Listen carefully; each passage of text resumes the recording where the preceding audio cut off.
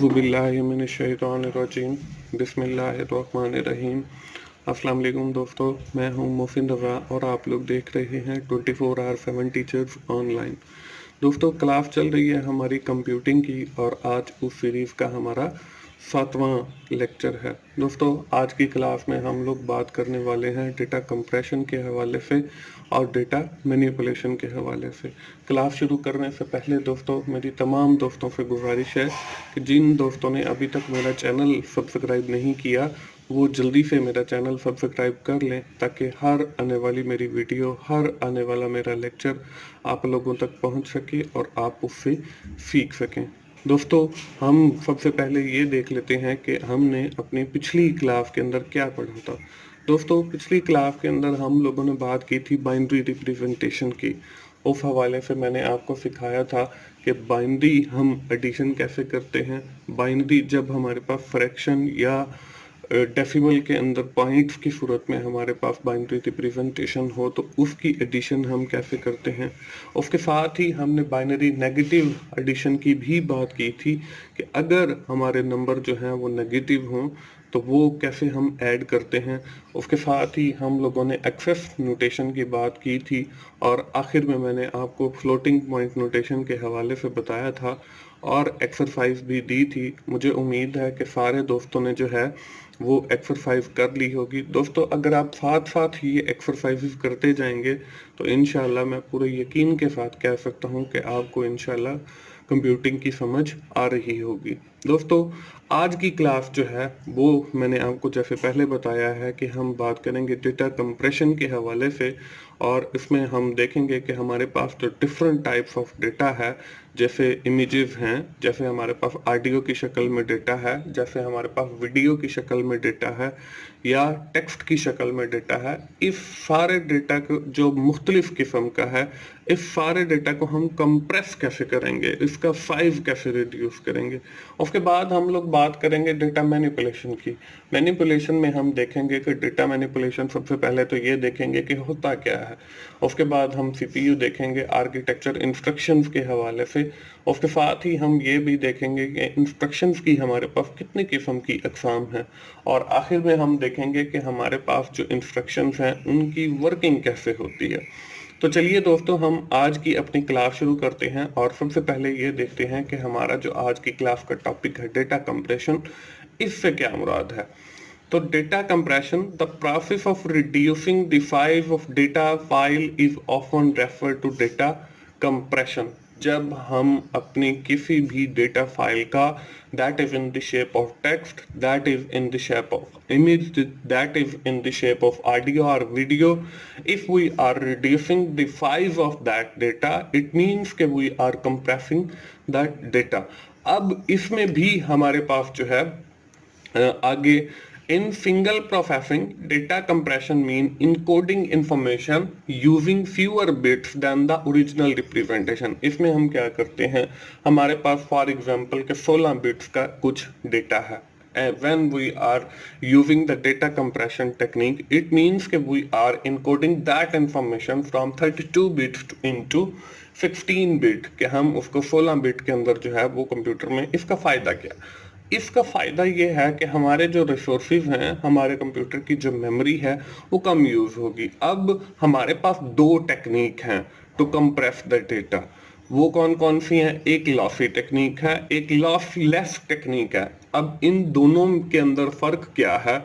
Lossless technique, no information is lost in lossless compression, कि इसके अंदर आपकी कोई भी जो इंफॉर्मेशन है वो लॉस नहीं होती। On the other hand, if we are talking about the lossy technique, it means कि in this technique some information is lost। आपकी कुछ जो इंफॉर्मेशन है वो लॉस्ट हो जाती है और रिमूव अननेसेसरी और लेस इंपॉर्टेंट इंफॉर्मेशन जो आपकी अननेसेसरी होती है या लेस इंपॉर्टेंट इंफॉर्मेशन होती है वो आपकी ख़त्म हो जाती है। तो ये हमारे पास दो टेक्निक हैं, एक लॉसलेस टेक्निक है, एक लॉसी टेक्निक है। इसके बाद दोस्तों, हमारे पास कुछ और भी टेक्निक्स हैं टू कंप्रेस द डेटा। इसके बाद हमारे पास रन लेंथ इनकोडिंग है। इसके अंदर हमारे पास 900 वंस और 300 जीरोस हैं जिसके जरिए हम जो है डेटा कंप्रेस करते हैं। इसके बाद हमारे पास एक टेक्निक हफमैन इनकोडिंग है। इसके बाद हमारे पास एक टेक्निक जो है वो रिलेटिव इनकोडिंग है। इसके बाद हमारे पास एक टेक्निक जो है वो डिक्शनरी इनकोडिंग है। And throughout this course we are learning about the different data compression technique. हम साथ साथ जो है वो डिफरेंट जो टेक्निक्स हैं इनको भी सीखेंगे और विद इन डिटेल पढ़ेंगे कि कौन कौन सी टेक्निक है और कैसे डेटा कंप्रेस किया जाता है। दोस्तों अगली जो हमारी स्लाइड है इसके ऊपर आपको नजर आ रहा है जी कंप्रेशन ऑफ इमेज, कि आपके पास जो इमेज की सूरत में डेटा अवेलेबल है, जो पिक्चर की सूरत में डेटा अवेलेबल है, आप उसको कैसे जो है वो कंप्रेस करते हो। We have already studied that we have bitmap। हमारे पास bitmap एक पैटर्न है 0 और 1 के हवाले से टू स्टोर द इमेज। हम ये पहले भी पढ़ चुके हैं जब हम बात कर रहे थे डेटा स्टोरेज के हवाले से। मैंने वहां पे आपको बताया था कि हमारे पास डिफरेंट मेथड अवेलेबल हैं टू स्टोर द इमेज को स्टोर करने के लिए। अब इमेज को कंप्रेस करने के लिए भी हमारे पास टेक्निक अवेलेबल है। इसमें जो फर्स्ट वन है जिसको हम गिफ कहते हैं। गिफ जो है ग्राफिक इंटरचेंज फॉर्मेट। इसके अंदर क्या होता है, it reduce 3 time the size of image. कि आपके फॉर एग्जांपल 3 MB का इमेज है, जब आप उसको गिफ में कन्वर्ट करेंगे तो इससे क्या होगा, इससे आपका जो इमेज का साइज है ये 3 टाइम कम हो जाएगा, मतलब 1 MB रह जाएगा। 3 बाइट इंटू 1 बाइट, 3 बाइट का है तो आपका वो 1 बाइट रह जाएगा। Adopt LZE dictionary encoding method, इसके अंदर जो है हम डिक्शनरी इनकोडिंग, अब इसके अंदर जो है हम टेक्निक कौन सी यूज करते हैं, वो लॉसी टेक्निक के कुछ इंफॉर्मेशन जो है वो लॉस्ट हो जाती है। उससे क्या होता है कि आपका जो इमेज है वो आपको कंप्लीट नजर आएगा, लेकिन उसके जो डेफिनेशन है, जैसे जो हम कहते हैं जी ये HD इमेज है, तो वो जो उसके रेजोल्यूशन है वो कम हो जाती है, जिसकी वजह से जो है वो डेटा कंप्रेस हो जाता है।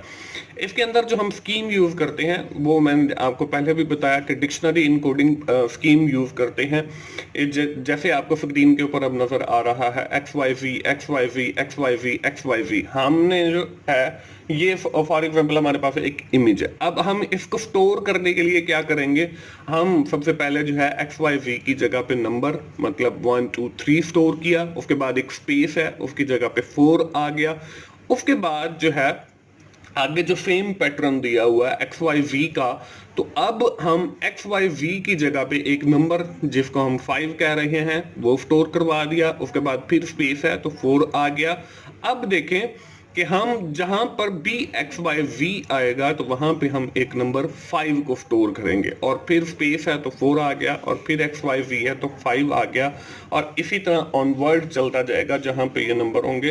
तो हम 3 नंबर 1 2 3 की बजाय जो है 5 नंबर ओनली जो है वो सेव कर लेंगे। इसके बाद जो दूसरी टेक्निक है इसको JPEG कहते हैं, ज्वाइंट फोटोग्राफ एक्सपर्ट ग्रुप। अब ये क्या करता है, reduce 10% to up to 30% size of image. ये या तो 10% आपका इमेज का साइज कंप्रेस करता है या फिर 30% तक करता है। Divide the image 8x8 pixel, वो उसको 8x8 पिक्सल के अंदर कन्वर्ट डिवाइड कर देता है। Use lossy and lossless approach, इसके अंदर दोनों टेक्निक जो हैं वो यूज की जाती हैं। लॉसी भी यूज की जा सकती है और लॉसलेस भी यूज की जा सकती है।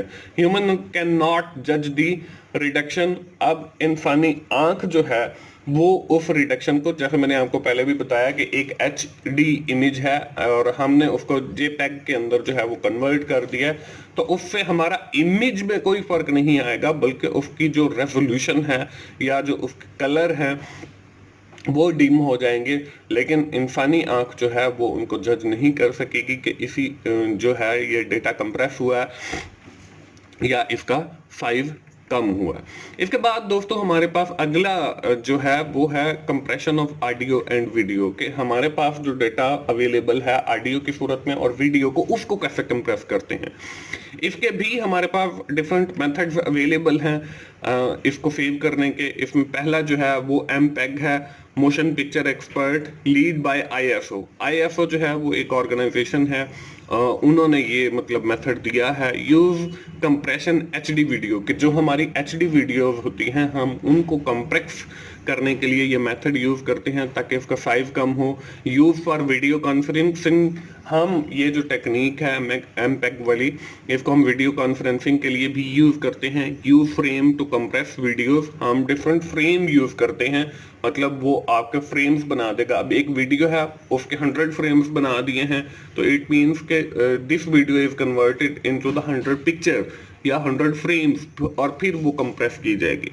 यूज्ड रिलेटिव इनकोडिंग, इसमें हम जो है वो रिलेटिव, हमने शुरू में मैंने आपको डिफरेंट टेक्निक्स जो बताई हैं, जिसमें लॉसी, लॉसलेस, हाफमैन इनकोडिंग है, डिक्शनरी इनकोडिंग है, रिलेटिव इनकोडिंग है। तो यहाँ पे जो है हम रिलेटिव इनकोडिंग स्कीम जो है वो यूज करेंगे। The second option that is available to compress the audio and video, and that is MP3 mega layer number 3। अब डेवलप बाय एमपेग, कि ये एमपेग वालों ने बनाया। Use temporal masking reduce loudness, कि आपकी जो लाउडनेस है उसको कंप्रेस कर किया जाता है, उसको कम किया जाता है। यूज फॉर फ्रीक्वेंसी मास्किंग, या फिर आपकी जो फ्रीक्वेंसी है उस वीडियो की या ऑडियो की, उसकी जो फ्रीक्वेंसी है उसको कम किया जाता है। 400 सॉन्ग कंप्रेस इनटू GB, के आपके 400 सॉन्ग जो हैं उसको कंप्रेस करके जो है 1 GB के अंदर स्टोर किया जा सकता है। यूज 40 मैप्स ट्रांसफर रेट, और आपका जो ट्रांसफर रेट है from sending the data from one PC और device to another PC, that is 40 MB per second transfer rate. और जब आपका डेटा कंप्रेस हो जाता है तो आपका जो ट्रांसफर रेट है वो भी बढ़ जाता है। इसके अलावा भी हमारे पास टेक्निक है जैसे MP4 है वगैरह वगैरह। इसके बाद बात आती है दोस्तों आज के क्लास के हमारे दूसरे टॉपिक की, और that is the data manipulation. अब डेटा मैनिपुलेशन होती क्या है, सबसे पहले तो हम ये देख लेते हैं। Data manipulation is the process of changing the data to make it easier to read और be more organized, for example adding, deleting, updating and deleting and modifying, कि हम डेटा का जो है उसके अंदर कुछ ऐड कर रहे हैं, उसके अंदर कुछ डिलीट कर रहे हैं, उसके अंदर कुछ हम अपडेट कर रहे हैं, या we are modifying the existing data. It means कि we are manipulating that data, हम जो है उस डेटा को मैनिपुलेट कर रहे हैं।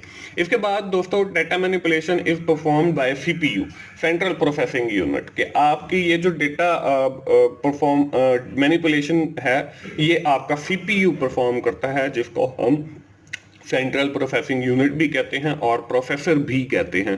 प्रोसेसर जो है basically is responsible for the data manipulation, वो रिस्पॉन्सिबल होता है। इसके बाद दोस्तों the size of processor is 2/3 inch, कि आपका जो प्रोसेसर है वो बिल्कुल छोटा सा होता है। अगर आपने उसको देखा है अपने CPU को कभी खोल के, तो उसके अंदर आपको प्रोसेसर नजर आएगा जो 2 से 3 इंच का होता है। इसके बाद in mobile phone it half of the postal stamp, अगर हम मोबाइल फोन की बात करते हैं तो इसके अंदर जो प्रोसेसर लगा होता है तो वो आपकी जो डाक वाली स्टैम्प होती है उसका हाफ होता है। इसके बाद है जी inside picture of CPU central processing unit. यहाँ पे स्क्रीन के ऊपर जो है आपको मैं एक CPU का बेसिक आर्किटेक्चर दिखा रहा हूँ इन द शेप ऑफ ग्राफिक। यहाँ पे आपको मेन मेमोरी नजर आ रही है जिसको हम रैम कहते हैं। इसके बाद आपको बस नजर आ रही है। Bus is responsible to connect the main memory with the central processing unit. यहाँ पे आपको रजिस्टर नजर आ रही हैं, तो यहाँ पे आपको अरिथमेटिक लॉजिक यूनिट नजर आ रहा है। This is responsible to perform the arithmetic operation in the CPU। और इसके साथ ही आप लोगों को कंट्रोल यूनिट नजर आ रहा है। Control unit is responsible for controlling the register as well as memory and also the arithmetic logic unit आपका CPU का जो पूरा इंटरनल स्ट्रक्चर है उसको कंट्रोल करता है, उसकी वर्किंग को कंट्रोल करता है। तो that's why we have said this is a control unit. तो ये आपका CPU का एक इंटरनल बेसिक सा स्ट्रक्चर है जो यहाँ पे मैंने आप लोगों को दिखाया। इसके बाद दोस्तों जो है हमारे पास सीपीयू आर्किटेक्चर इंस्ट्रक्शन होती हैं। From these instruction we have perform the different operation of the data manipulation. हम जो है with the help of these instruction जो है हम डेटा मैनिपुलेशन करते हैं। उसमें या तो हम एडिशन करते हैं, उसमें या तो हम सब्ट्रैक्शन करते हैं।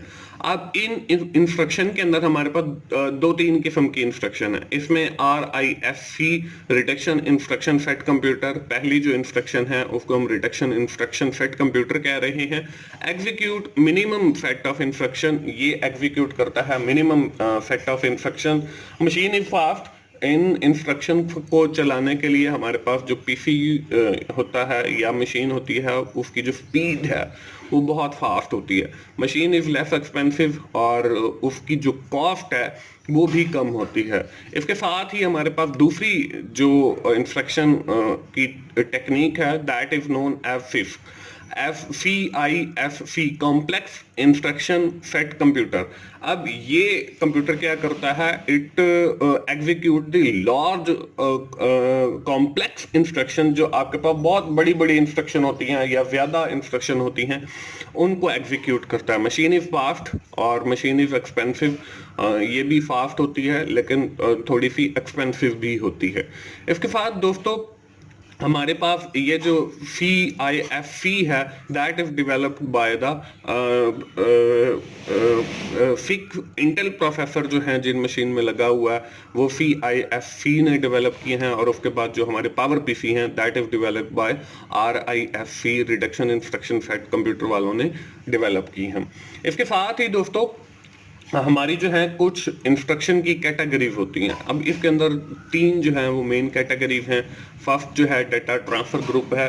डेटा ट्रांसफर ग्रुप जो है वो रिस्पॉन्सिबल होती हैं, it will deal with the transfer of data, कि ये जो आपकी इंस्ट्रक्शन होती हैं ये आपकी डेटा ट्रांसफर के लिए रिस्पॉन्सिबल होती हैं कि आपका एक पीसी से दूसरे पीसी के अंदर जो डेटा ट्रांसफर हो रहा है वो कैसे हो रहा है, ये सारी चीज़ों के लिए responsible. Transfer is not moving, it just copying, कि आपका जो ट्रांसफर है वो ये नहीं है कि जहां से आप डेटा उठा रहे हैं वहां से उस डेटा को खत्म कर दें, बल्कि ये है कि उसकी एक कॉपी बना के और फिर उसको ट्रांसफर कर देगा। हम अगर एडिशन कर रहे हैं तो उसमें स्टेप 1 to 4 जो है मतलब लोड, स्टोर और IO इनपुट आउटपुट इंस्ट्रक्शन, ये स्टेप जो हैं ये आपका डेटा ट्रांसफर ग्रुप परफॉर्म करेगा।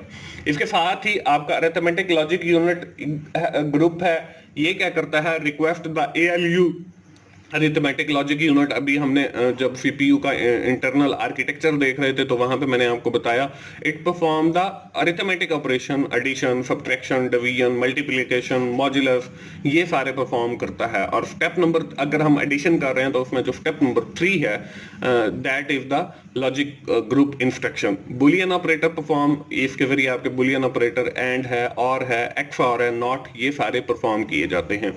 इसके बाद शिफ्ट रोटेट है। शिफ्ट रोटेट के बारे में हम आगे भी पढ़ेंगे इंशाल्लाह आइंदा आने वाले लेक्चर के अंदर। इससे अगला जो हमारा लेक्चर है उसके अंदर हम शिफ्ट रोटेट के बारे में मैं आप लोगों को समझाऊंगा। तो ये भी आपका लॉजिक ग्रुप के अंदर आता है। The third category of the instruction set is the control group. अब कंट्रोल ग्रुप क्या करता है, execute rather than the manipulation. आपने जो कोड लिखा है उसको एग्जीक्यूट करेगा। इसको हम जो है ना स्टेप 5 भी कह सकते हैं अगर हम एडिशन कर रहे हैं। तो इससे आपकी जो इंस्ट्रक्शन है वो या तो स्टार्ट होती हैं या फिर स्टॉप होती हैं। Conditional and unconditional jumps perform, इसके अंदर आपके कंडीशनल या अनकंडीशनल जंप्स भी परफॉर्म किए जाते हैं। इसके बाद दोस्तों आखिरी जो हमारी आज की स्लाइड है उसके अंदर हम लोग देखेंगे कि हमारी जो वर्किंग है इन इंस्ट्रक्शंस की, जो हमने डिफरेंट ग्रुप्स की सूरत में पढ़ी है वो कैसे होती है। The instruction working through the register, हमारी जो इंस्ट्रक्शंस की वर्किंग है वो CPU के अंदर मौजूद जो रजिस्टर मौजूद हैं इनके जरिए होती है। और इसके ऊपर हम डेटा भी सेव करते हैं और इनसे हमारी जो इंस्ट्रक्शंस हैं वो भी एग्जीक्यूट होती हैं। हमारे पास दो किस्म के रजिस्टर हैं, 2 हैंडल दीज इंस्ट्रक्शन। वैसे तो बहुत सारे रजिस्टर हैं, हम जो है ये हमारा जो कोर्स है बेसिकली ये रजिस्टर्स के ऊपर नहीं है, असेंबली लैंग्वेज का नहीं है। तो अगर आपने with in detail in registers के बारे में पढ़ना है तो मेरे असेंबली लैंग्वेज की सीरीज इसी चैनल के ऊपर अवेलेबल है। तो आप computer architecture and assembly language उसका नाम है, तो आप वहां पे जाएं, वहां पे आप रजिस्टर वाला जो टॉपिक है, आई थिंक छठा या पांचवा होगा या दूसरा भी है, हो सकता है, तो आप उस टॉपिक को अगर पढ़ते हैं तो उसमें कंप्यूटर आर्किटेक्चर जो पूरा है वो समझाया गया, और उसमें जो आपके एक सीपीयू के अंदर जितने भी रजिस्टर होते हैं उनके बारे में ना सिर्फ बताया गया बल्कि ये भी मैंने वहां पे बताया कि कौन सा रजिस्टर क्या काम करता है और कितने बिट का होता है, क्या उसका साइज होता है, ये सारी चीजें उसके अंदर मैंने बताई हैं। लेकिन यहाँ पे जो है हम सिर्फ दो रजिस्टर्स की बात करेंगे। The first one is the instruction register that hold the instruction. हमारा पहला जो रजिस्टर है इसको हम इंस्ट्रक्शन रजिस्टर कह रहे हैं, जिसके पास हमारी सारी जो इंस्ट्रक्शन है वो होती हैं। ऑन द अदर हैंड दूसरी तरफ हमारे पास जो है वो प्रोग्राम काउंटर रजिस्टर है that hold the address of the next instruction, कि आपकी एक इंस्ट्रक्शन जो है वो एग्जीक्यूट हो रही है लेकिन दूसरी इंस्ट्रक्शन का जो एड्रेस है वो आपका प्रोग्राम काउंटर के पास पड़ा है। जब आपकी फर्स्ट इंस्ट्रक्शन जो है वो कंप्लीट हो जाएगी तो फिर वो सेकंड को चलाएगा। अब इनकी प्रॉपर वर्किंग कैसे होती है? वर्किंग यहाँ पे हम एक छोटी सी एग्जांपल ले लेते हैं कि हमने जो है दो नंबर्स को ऐड करना है 2+2। अब इस 2+2 के अंदर क्या होगा, हमारा ये जो फर्स्ट वाला है जो आपको प्लस के इस साइड पे और इस साइड पे 2 नजर आ रहा है, इनको हम ऑपरेंड्स कहते हैं कि, और ये जो आपको दरमियान में फाइनल नजर आ रहा है एडिशन के लिए प्लस वाला, इसको हम ऑप कोड कहते हैं या ऑपरेशनल कोड कहते हैं, और हमने इन दो नंबर्स को जमा करना है जी। अब हम जो है दो रजिस्टर यूज करेंगे to store these two number. इसमें एक रजिस्टर जो है वो dx यूज कर लिया, दूसरा जो है वो मैंने bx यूज कर लिया। रजिस्टर्स के बारे में डिटेल में मेरे वहां पे लेक्चर अवेलेबल हैं computer architecture and assembly language की सीरीज के अंदर, तो आप वहां से रजिस्टर के बारे में अगर आपने मजीद पढ़ना है तो वो लेक्चर आप, एक लेक्चर है 10 से 15 मिनट का है, वो आप जरूर सुने। तो यहाँ पे रजिस्टर के अंदर हमने दोनों नंबर स्टोर कर लिए, dx के अंदर 2 स्टोर कर लिया और bx के अंदर भी। अब हमारी एडिशन परफॉर्म होगी और उसके नतीजे में जो है हमारे पास 4 जो है जवाब आंसर आ जाएगा। तो इस तरीके से जो है हमारी वर्किंग होती है कि अगर हम एडिशन करना चाह रहे हैं या सब्ट्रैक्शन करना चाह रहे हैं या मल्टीप्लिकेशन करना चाह रहे हैं या ये डिवीजन करना चाह रहे हैं, तो उस सूरत में हम जो रजिस्टर हैं उनके अंदर अपने वो जो नंबर हैं जिनको हम ऐड या सब्ट्रैक्ट करना चाह रहे हैं उनको वहां पे रखते हैं, और with by using these register या दीज इंस्ट्रक्शन रजिस्टर हम उस ऑपरेशन को परफॉर्म करते हैं, और इस तरीके से हमारी जो वर्किंग है इंस्ट्रक्शन की वो होती है। तो ये है दोस्तों हमारी आज की क्लास, और आज की क्लास खत्म करने से पहले हम जल्दी से समराइज कर लेते हैं कि आज की क्लास के अंदर हमने क्या पढ़ा है। आज की क्लास की इब्तिदा जो है वो हमने डेटा कंप्रेशन से की है, और हमारे पास जो different types of data available है, इमेज की सूरत में, ऑडियो की सूरत में, वीडियो की सूरत में, टेक्स्ट की सूरत में, हमने ये पढ़ा है कि उस सारे डेटा को हम कंप्रेस कैसे करेंगे। The second topic of our today's class is the data manipulation. Data manipulation के अंदर हमने देखा है कि हम डेटा को कैसे मैनिपुलेट करते हैं, और सीपीयू जो है वो रिस्पॉन्सिबल है डेटा मैनिपुलेशन के लिए, और इसके लिए भी हमारे पास कुछ इंस्ट्रक्शंस होती हैं। हमने उन इंस्ट्रक्शंस की कैटेगरी को देखा और साथ ही मैंने आप लोगों को उन इंस्ट्रक्शंस की वर्किंग के हवाले से बताया। तो दोस्तों आज की क्लास जो है हम यहीं पे ख़त्म करेंगे, और आखिर में मैं फिर आप लोगों को कहूँगा कि आप लोग पूरी कंप्लीट वीडियो देखा करें, और अगर आपको मेरी वीडियो अच्छी लग रही हैं तो अपने दोस्तों के साथ शेयर करें और इसे लाइक कीजिए। कमेंट्स की सूरत में अपना फीडबैक ज़रूर दिया करें ताकि मैं और अच्छी वीडियोस आप लोगों के लिए बताता रहूं, और मेरा चैनल 24/7 टीचर्स ऑनलाइन सब्सक्राइब कीजिए ताकि मेरी हर आने वाली वीडियो आप लोगों तक पहुंच सके और आप उससे सीख सकें। दोस्तों मोहसिन भाई को इजाज़त दीजिए अगली क्लास तक के लिए, उस वक्त तक के लिए अल्लाह हाफिज़।